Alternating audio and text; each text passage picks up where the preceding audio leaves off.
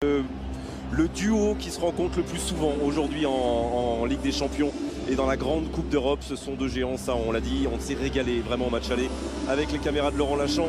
Ce soir à l'Allianz Arena, on va revenir bien sûr sur ce tifo, sur l'hymne officiel du Bayern. Alors qu'une minute de silence va être respectée en mémoire de Tito Vilanova, l'ancien adjoint de Pep Guardiola, décédé la semaine dernière, et de Vujadin Boškov, grand entraîneur, le Serbe, qui est décédé à 82 ans, qui avait été l'entraîneur du Real lors de la saison 79-80.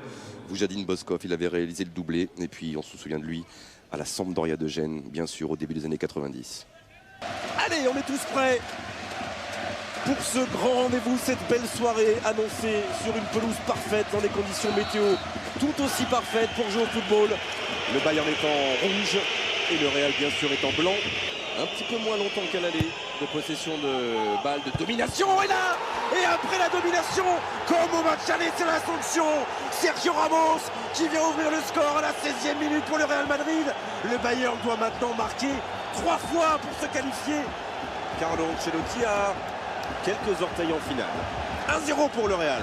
Ouais, grosse erreur des Bavarois, vous allez voir ce corner. Poteau, Benzema ou bien Gareth Bale, tout le monde va piquer. Il y a Pep et le deuxième le voilà avec Sergio Ramos, le doublé en 3 minutes.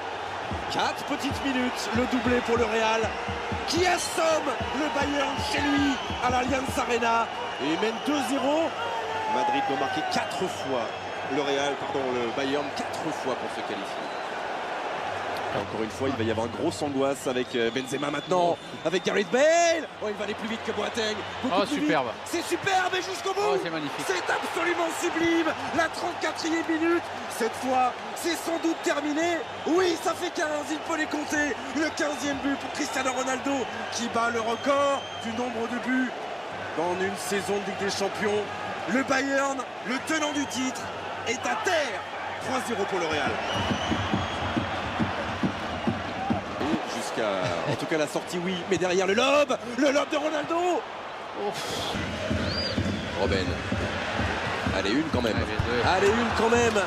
Même si elle n'attrapera pas le cadre d'Iker Casillas qui était bien placé.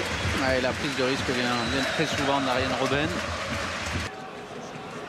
Et toujours les petits pas de Robben. Götze, c'était bien joué. Le bel enchaînement, mais il manque encore un peu de précision au moment du geste final. Avec de la vivacité dans la surface de réparation. 3e finale consécutive, comme l'avait fait la Juve dans les années 90. Cette fois-ci, c'est passé pour Cristiano Ronaldo à la 90e minute. 4-0 et la plus lourde défaite dans l'histoire européenne du Bayern se confirme un peu plus. Et doublé pour Ronaldo et joie extatique pour Carlo Ancelotti. Oui, Ancelotti est en finale de la Ligue des Champions avec le Real.